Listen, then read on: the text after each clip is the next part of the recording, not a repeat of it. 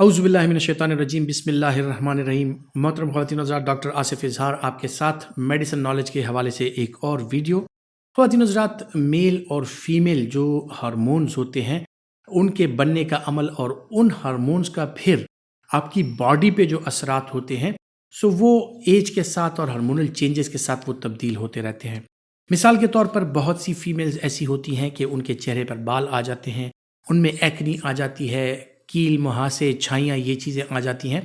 और इसी तरह उनका स्ट्रक्चर जो है, उनकी आवाज़ जो है वो भारी हो जाती है और फील होता है कि उनमें मेल कैरेक्टर्स आ जाते हैं। इसी तरह बहुत से मेल्स ऐसे होते हैं कि जिनमें प्रीमेच्योर प्यूबर्टी आ जाती है, यानी वो अपनी वक्त से पहले बढ़ने लगते हैं। उनके आज़ा जो हैं, उनका साइज़ और इसी तरह उनकी जो ग्रोथ होती है वो आपको एज से पहले महसूस होती है। सो ये under the influence of testosterone होता है। टेस्टोस्टेरोन की थोड़ी सी मिकदार जो है वो फीमेल्स में भी एक्सक्रीट होती है, फीमेल्स में भी थोड़ा सा टेस्टोस्टेरोन पाया जाता है, लेकिन उसका लेवल जो है वो इस्ट्रोजन और प्रोजेस्टेरोन के बराबर नहीं होता। और फीमेल का जो स्ट्रक्चर है, इस्ट्रोजन और प्रोजेस्टेरोन, उसके तमाम जो साइकिल्स चल रहे हैं या जिस तरह की उनकी फिजिकल और मेंटल एक्टिविटीज़ चल रही हैं, उनका जो फिजिकल स्ट्रक्चर है वो इस्ट्रोजन और प्रोजेस्टेरोन के अंडर होता है। लेकिन इन फीमेल्स में जब मेल हार्मोन यानी टेस्टोस्टेरोन का लेवल बढ़ता है, या मेल्स में भी वक्त से पहले अगर टेस्टोस्टेरोन का लेवल बहुत ज़्यादा बढ़ जाए तो उसके अपने साइड इफ़ेक्ट्स होते हैं। जिस तरह मैंने जिक्र किया कि फीमेल्स में उनका बॉडी स्ट्रक्चर चेंज हो जाना, उनका हाइट और वेट बढ़ जाना, इसी तरह चेहरे पे बाल आ जाना, मुख्तलिफ जो और जिस्म पर बाल हैं वो आ जाना, उनकी बॉडी की जो हेयर डिस्ट्रीब्यूशन होती है वो मेल की तरह हो जाती है और इसे हर्सूटिज्म कहा जाता है।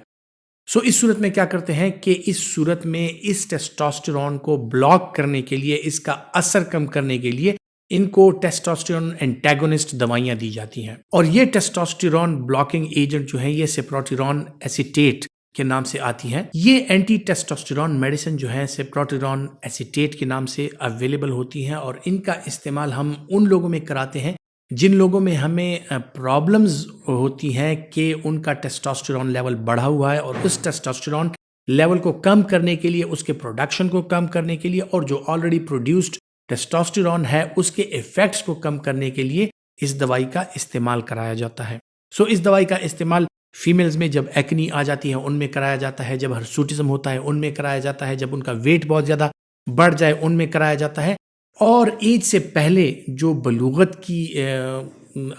के आसार जो है वो मेल्स बच्चों में नमूदार होना शुरू हो जाए तो उनमें भी इसका इस्तेमाल कराया जाता है। या मुख्तलिफ किस्म के जो ट्यूमर्स होते हैं, टेस्टिकुलर ट्यूमर्स होते हैं, प्रोस्टेट के कैंसर में या ब्रेस्ट कैंसर के कुछ पेशेंट्स ऐसे होते हैं कि जिनको टेस्टोस्टेरोन ब्लॉकिंग एजेंट्स दी जाती हैं। सो इस दवाई का इस्तेमाल उन लोगों में कराया जाता है। अब जो लोग इस दवाई का इस्तेमाल करते हैं उन लोगों में क्या साइड इफ़ेक्ट्स आ सकते हैं? इसके कॉमन साइड इफ़ेक्ट्स में गाल स्टोन्स का होना, यानी पित्ते में पथरी का बनना, इसके साथ ब्लर्ड विजन यानी आपकी नज़र की धुंधलाहट, इसके साथ नौजिया होना, चक्कर आना, सर चकराना, वेट गेन,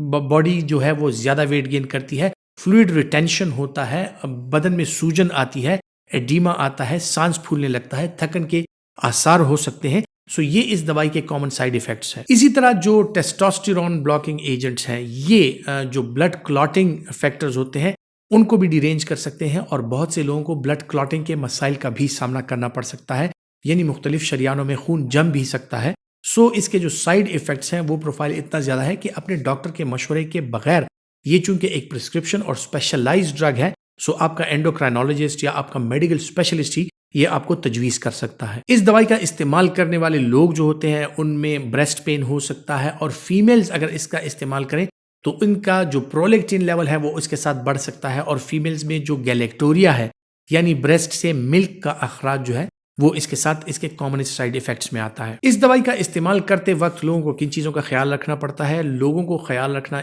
इस बात का पड़ता है कि आप अगर कोई मल्टीविटामिन इस्तेमाल कर रहे हैं या और कुछ दवाइयाँ फीमेल्स ऐसी इस्तेमाल कर रही हैं जो माने हमल दवाइयाँ होती हैं, या उनको और कुछ हार्मोनल टैबलेट्स दी जा रही हैं इर्रेगुलर मेंस्ट्रुअल ब्लीडिंग के लिए, सो वो अपने डॉक्टर को ज़रूर बताएं कि इस किस्म की जो मेडिकेशंस हैं यानी जो हार्मोनल मेडिकेशंस हैं उनका इस्तेमाल वो कर रहे हैं, तो इस सूरत में इसका इस्तेमाल नहीं कराया जाएगा। फिर बाद में कुछ कैंसर्स ऐसे होते हैं, वो फीमेल्स खुसूसन जिनमें ब्रेस्ट कैंसर और सर्वाइकल कैंसर के चांसेस ज़्यादा होते हैं, उनकी फैमिली हिस्ट्री होती है। सो कोई भी फीमेल या मेल हार्मोन इस्तेमाल करते वक्त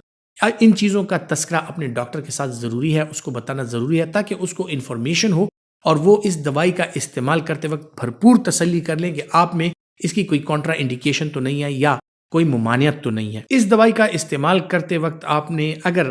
अपने डॉक्टर से ये बात ज़रूर शेयर करनी है कि आप अल्कोहलिक तो नहीं है, आप कहीं एस्प्रिन या क्लोपिडोग्रिल का इस्तेमाल तो नहीं कर रहे, या और कुछ ऐसी दवाइयाँ जो हैं तो आप उनका इस्तेमाल तो नहीं कर रहे। दूसरी बात, चूंकि ये एक एंटी एंड्रोजेनिक इफेक्ट रखने वाली दवाई है, यानी ये टेस्टोस्टेरोन को ब्लॉक करती है। सो जब टेस्टोस्टेरोन ब्लॉक हो जाए तो बोन मास डेंसिटी जो है वो डिक्रीज हो सकती है, हड्डियां कमज़ोर हो सकती हैं, और इसका इस्तेमाल करने वाले लोग जो हैं उनको ऑस्टियोपीनिया और ऑस्टियोपोरोसिस ये हो सकता है। सो इसका इस्तेमाल करते वक्त डॉक्टर को चाहिए कि इन पेशेंट्स को कैल्शियम और विटामिन डी की सप्लीमेंटेशन साथ ज़रूर करवा लिया करें। ख़वातीन हज़रात, उम्मीद करता हूं कि मेडिसिन नॉलेज के हवाले से जो वीडियोस मैं आप तक पहुंचा रहा हूं, इसमें जो मालूमात मैं आप तक पहुंचा रहा हूं वो आपके लिए फ़ायदेमंद साबित होंगी, और अगर आप समझते हैं कि आपके लिए फ़ायदेमंद है तो इसे दूसरों तक ज़रूर पहुंचाएं। अपना बहुत सा ख्याल रखिएगा।